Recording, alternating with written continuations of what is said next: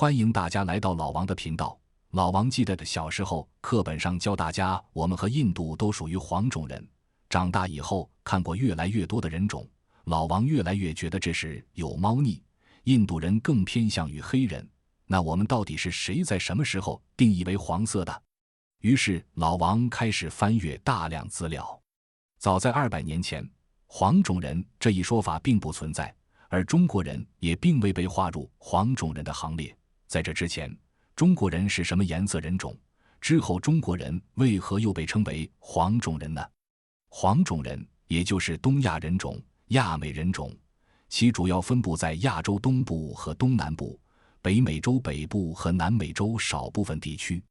美国学者齐麦可曾做了一项研究，在18世纪中期之前的西方人旅游报告中发现，东亚人主要是日本人和中国人的肤色呈白色，西方人对此的描述为白皙、略暗的白色、橄榄色等等。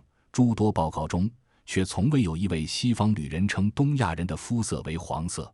在自然系统和布鲁姆巴哈的白种人至上主义的影响下，黄活论这一带有强烈种族歧视意味的理论诞生了。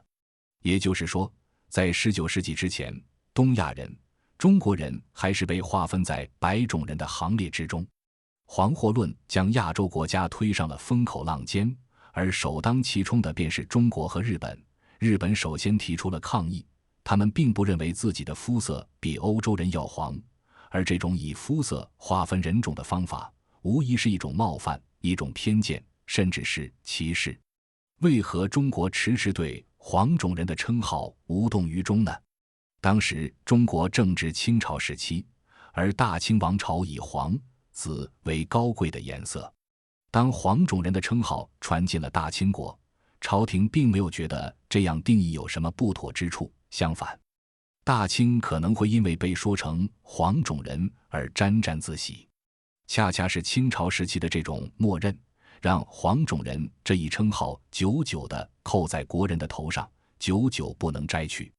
清朝并不知道，在欧洲人看来，黄色是一种懦弱、无力、不健康的颜色，甚至代表着死亡。欧洲将中国人划入黄种人人种中，以示鄙夷和轻蔑，而中国却以黄色为荣，洋洋得意，完全一副阿 Q 精神。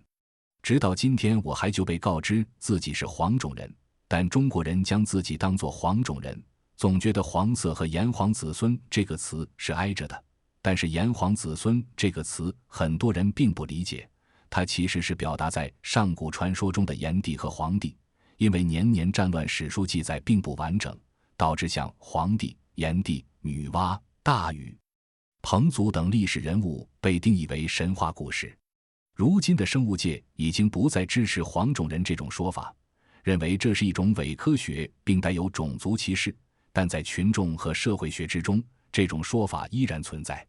老王认为，我们学到的看到的所谓历史不过几十年，要学会独立思考。我们并不比别人低人一等，至少老王是这么认为的。以后别再用肤色去划分人种了，地球上的人类都是平等的。好了，今天先聊到这。各位看官老爷对这个话题感兴趣，请在评论中分享你的想法。